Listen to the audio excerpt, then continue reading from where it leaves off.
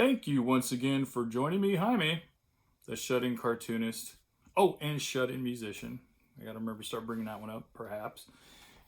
And this is vlog 91 here, vlogcasting from the Corn Tortilla Press World headquarters, located on that silly little island called Alameda, which floats off the coast of Oakland, California. I know I say that every time. Today we're going to talk about a cartoonist that was somewhat influential on me, in probably not so much of a direct way, but maybe an indirect way. And that would be Johnny Hart and BC. I bought this collection, I don't know, a few years ago, 4 or 5 years ago, for $10. It was half off. Nice little tome. It's just, softbound. 50-year celebration, so it covers, from the 50s on. His style, he was one of my go-to. Growing up, we didn't have a lot of money. My mom and I moved around a lot until somewhere in the middle of grade school I was in.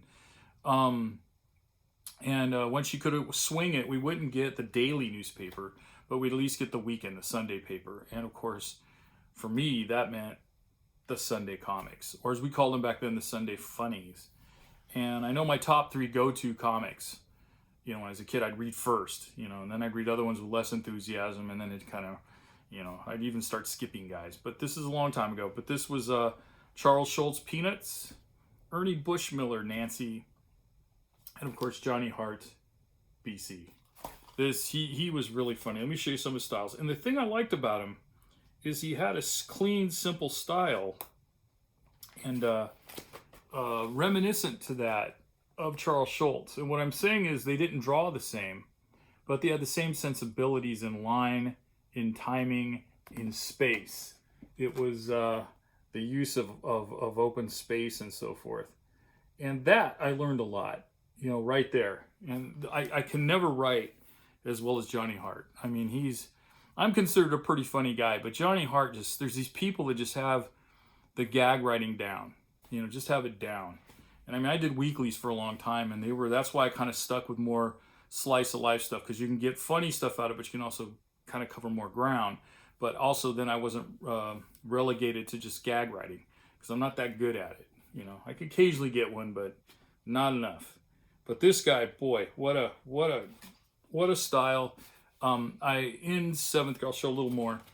In junior high school, which was the early to mid 70s, I discovered at a bookstore someplace that they sold used books.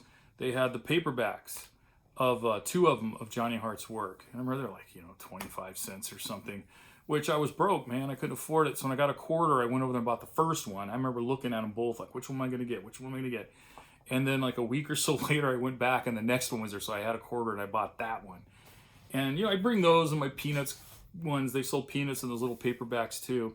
I don't have any of them anymore, unfortunately. No idea where. They probably got thrown out with my baseball cards and everything else. But I remember taking those to junior high school. And what reminded me of this was I've been in recent contact with a kid I met in 7th grade in junior high. We went from 7th to 9th grade in junior high, and a couple years of high school. Then he moved back east somewhere. And Aaron Graham. What's up, Aaron? Hopefully you see this today. Just saying hi to you. And Aaron remembered that. He goes, yeah, I remember you, man, because we just reconnected not that long ago. He says, I remember you in junior high school first, and you were always drawing. You always had a pencil on you, and you were always cartooning. And he goes, and then you'd bring in these collections like BC and stuff that were really fun. You'd loan them to me. And I did. I would loan them. And I remember one time in some class, where we're listening to the teacher, and all of a sudden we hear somebody giggle, and everyone looks over in time to see Aaron trying to hide the book. He was actually up reading BC as the class was going on. So the teacher took the book from him, and I had to, tell him it's actually my book. And he says, well, you can have it after class. Which, of course, when I got it, Aaron and I got outside, and I just loaned it back to him. But anyway, Aaron, yeah, it was a lot of fun. So BC, yeah, he was, I have to admit, I guess he was a bit of a influence and a teacher. As anybody that reads comics and then draws them, even now you look at people's style and you just kind of see what they're doing. And as the kids say nowadays, sometimes you bite on that just a little bit. I still see stuff. I go, oh, that's an interesting way to draw a lamp on a table. I don't know. But you can learn, always learn in life. Anything. You learn till the day you die. You probably learn how you died.